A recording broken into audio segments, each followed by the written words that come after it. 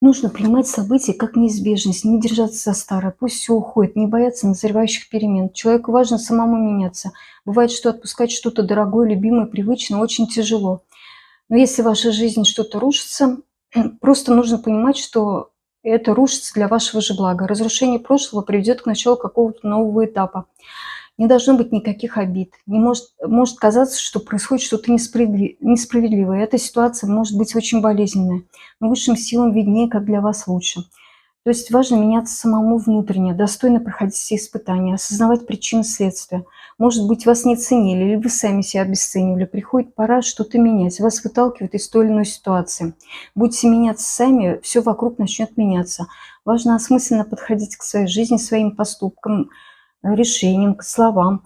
И не торопясь анализировать свои ошибки, учиться на прошлых неудачах, делать выводы. И таким образом ваша душа развивается, и жизнь становится лучше.